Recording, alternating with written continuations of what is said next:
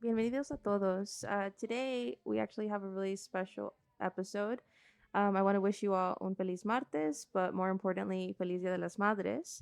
Kate here today, back with Radio Pulso. Like I said, today we're having a special episode highlighting all the mothers in the community in Boyle Heights. We all know how important they are in our lives. We know the impact that they have, how they've motivated us, and how they've shaped us over time. I know that I could say the same for my mother. She's like a woman warrior. I look up to her and I will always.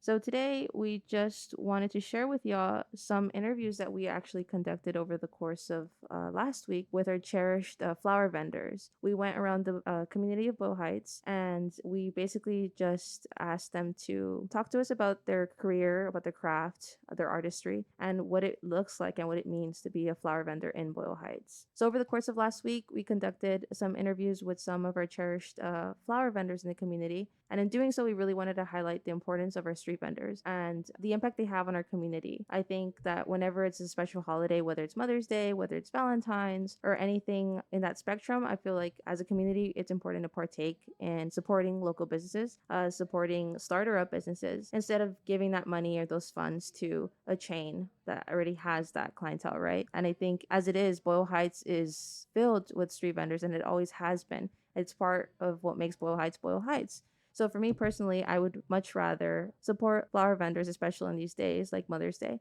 And I know where my money is going to, right? And it's like a full cycle of goodness that it just goes round. And it's really important to just give our flower vendors and street vendors their place in our community. So in doing so, we just wanted to share with all of you some of the interviews that we conducted.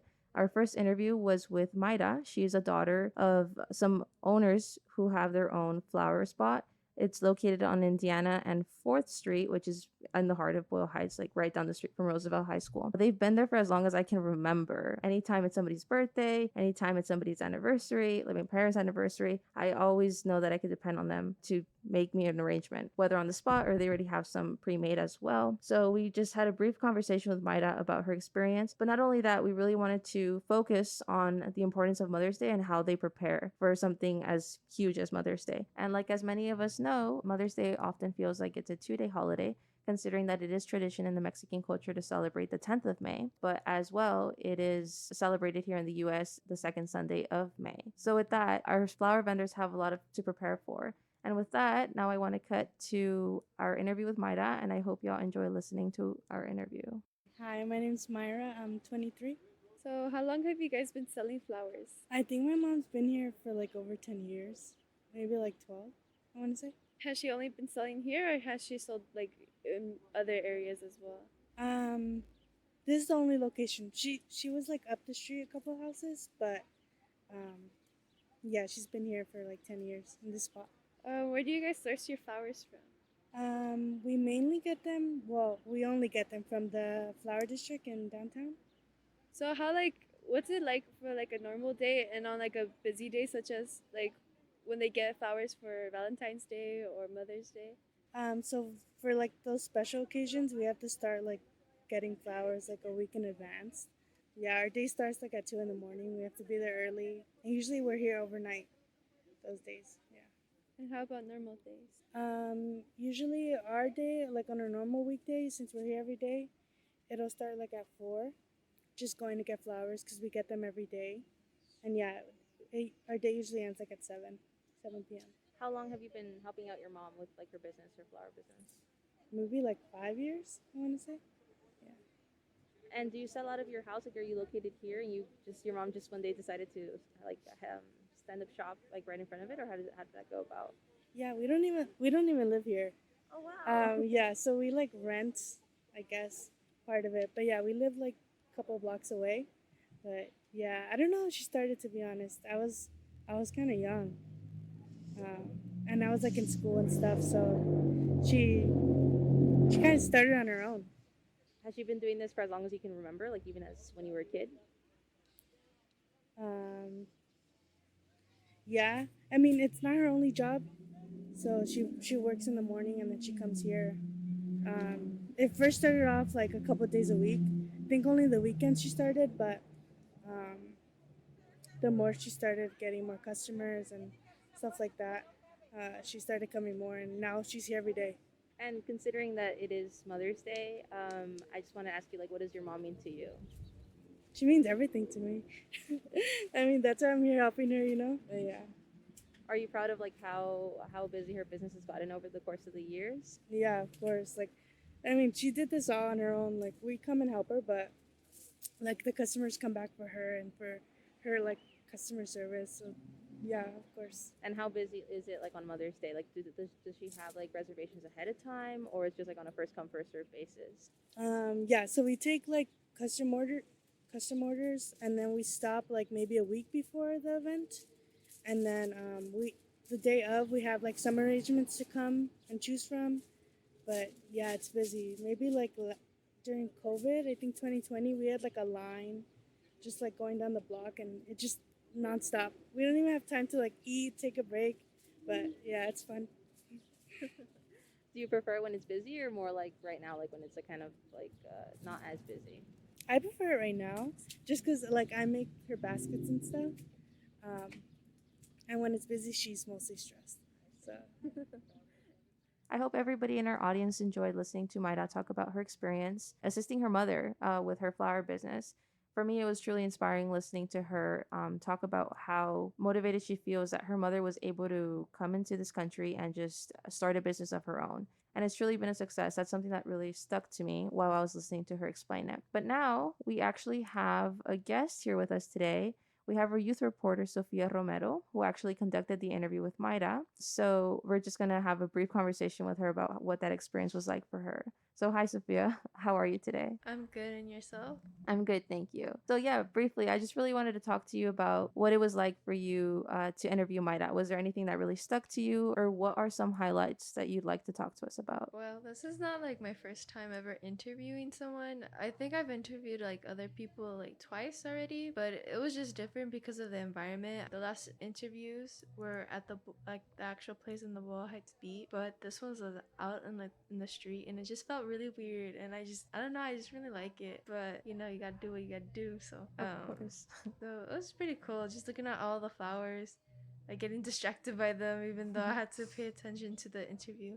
So it was nice. Of course. So do you think you rather have an interview in the element of like outdoorsy or like this like type of man on the street type vibe rather than being in an office space or over Zoom? Honestly, I can't. Both of them have like their pros and cons. Cause the one like you're being inside, you feel safer. Like you don't feel as judged.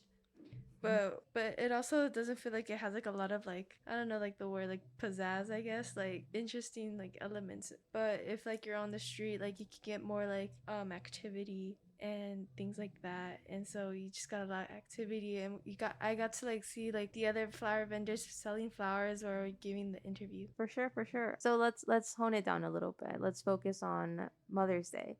So I kind of want to get the nitty gritty with you. So considering that it is Mother's Day, can you share what your mom means to you? My mom means a lot to me. Yeah, she's a pretty cool person. I don't know. I like talking to her a lot. I mean, I kind of have to, you know. I'm just kidding, but yeah, yeah, she's like one of my best friends. Like I tell her everything, so you know, it means a lot to like give her like things to show how much like I appreciate her. Of course. And has she been supportive about your partaking in her program of Boyle Heights Beat? How has Yeah, it been for her, like in that angle? I guess she always liked it. My brother was in it, so she was like, "Oh, like you should just be in it since you like writing and such." And I'm like, "Okay." And yeah, she like really likes it. Like she likes showing my past article to a bunch of people, be like, "Oh, she wrote for the community paper." And then yeah, I don't know, she really likes it.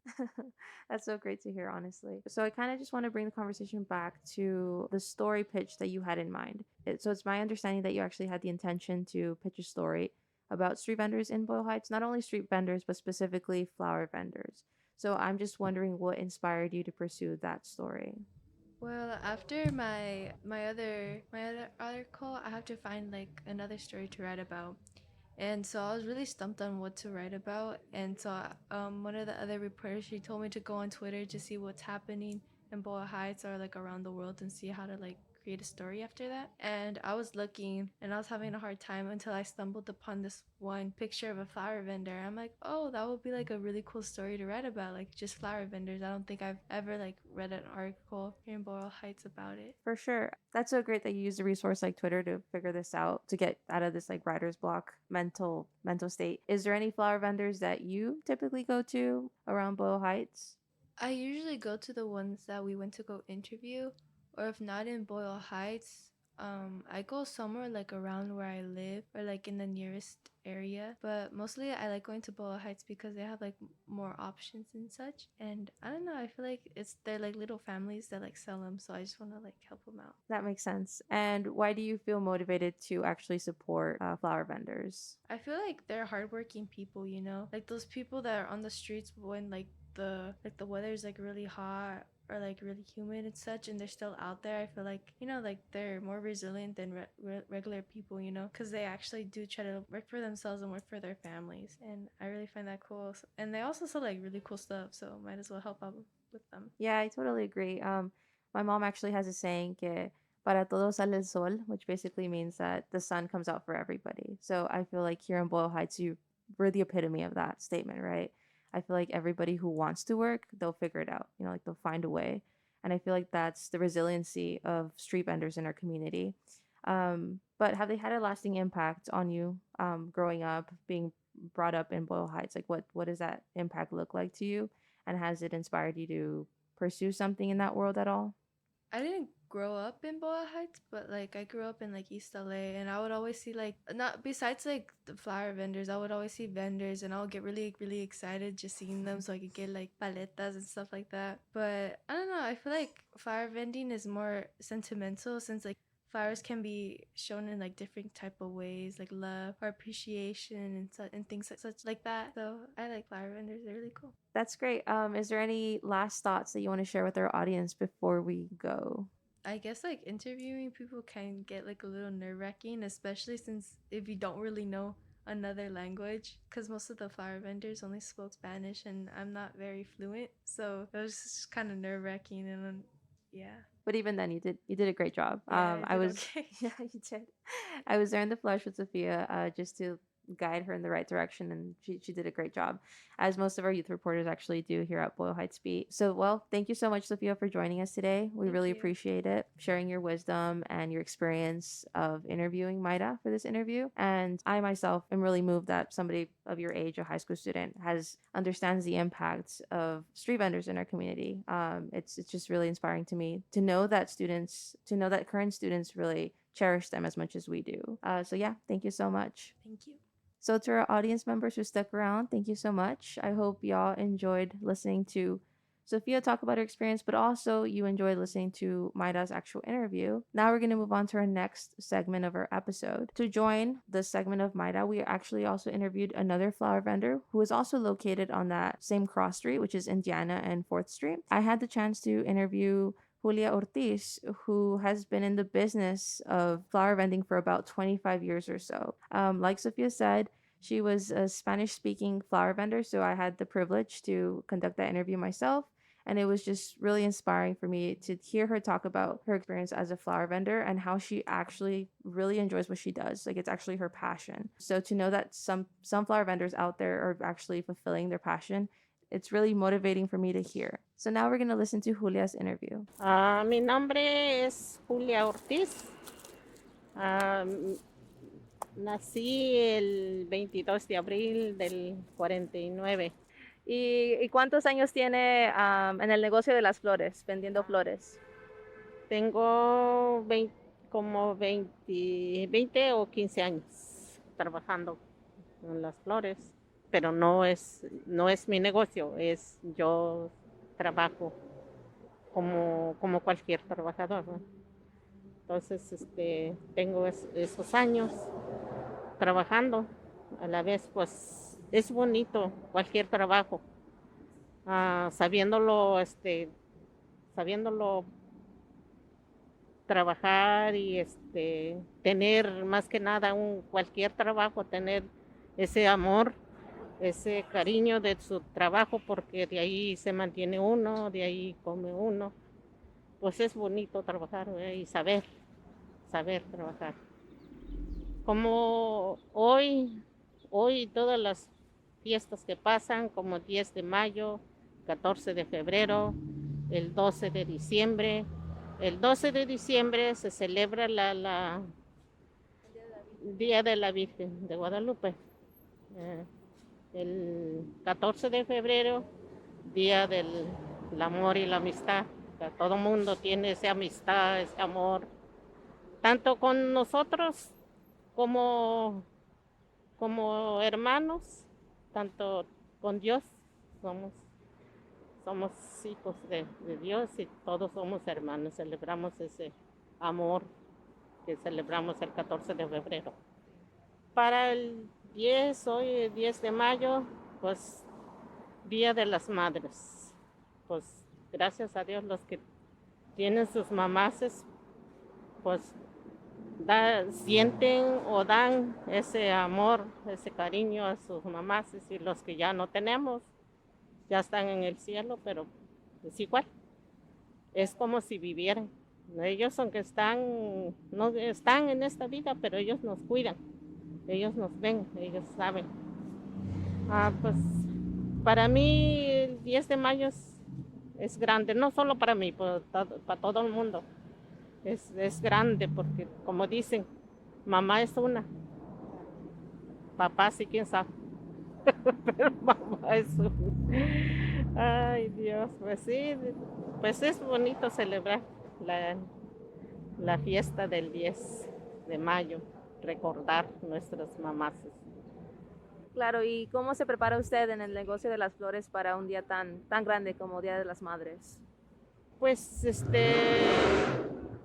preparándolo las flores, como hacer los bouquets, hacer arreglos chiquitos o grandes. Se prepara uno pues para dar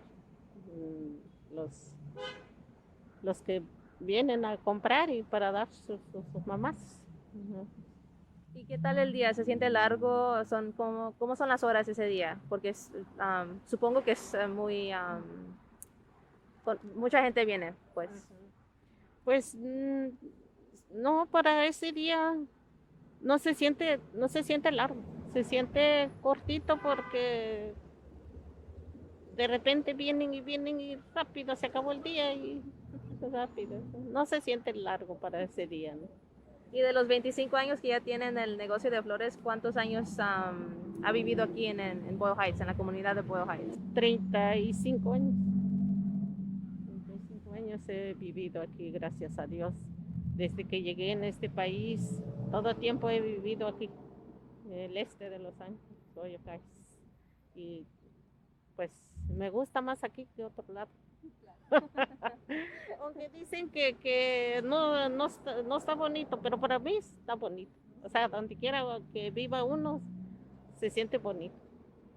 Para mí está bonito. Toda mi vida he vivido acá. Y no he pasado de aquí. Antes vivía yo allá la,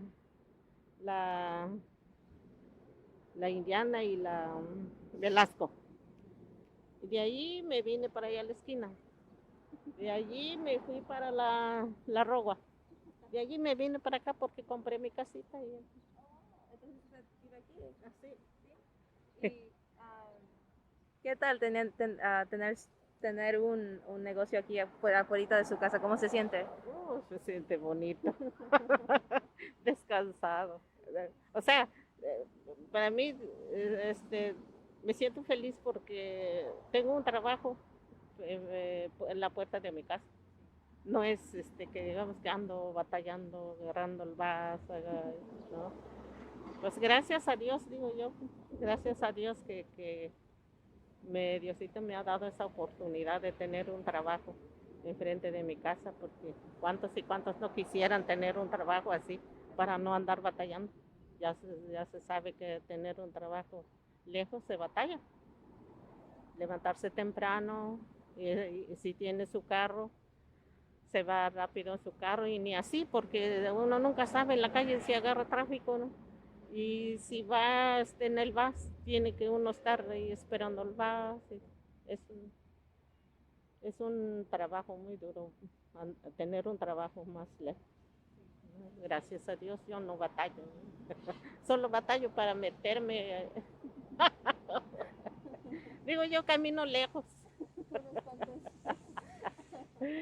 Ay, Pues ay. mil gracias por hablar de su negocio, pues el negocio de su amiga, pero eh, de su trabajo, lo que hace usted y se puede ver que sí, le gusta lo que hace y lo aprecia mucho, entonces gracias. Y a la vez yo he trabajado, trabajé 30, 25 años, trabajé en la costura, planchando. Y de allí empecé aquí. Y gracias a Dios todo mi trabajo que he tenido, pues como diciendo, tengo la bendición de Dios, porque me va bien en todos mis trabajos, con todos mis patrones, me han salido muy buenos. Nomás aquí mi patrona está así, no, como que tantito sí, como que tantito no, y está muy difícil. Pero uno como trabajador tratar que uno que se enfoque uno a lo que está uno, a su trabajo, porque no hacerle caso al que pues que cuánto le voy a pagar o cómo le voy a pagar. Yo como digo, yo hago mi trabajo con ese amor, con ese cariño, y si me va bien, bien, y si no, pues está bien.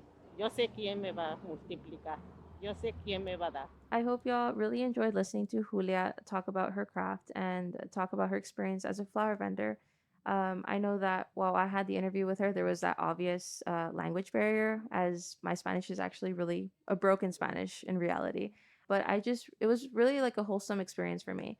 I always fall back on this epiphany that every time I have an interview with somebody, I take away so much from that person, but I feel that in doing so, we have provided that safe space for them to communicate with us how they're feeling, right?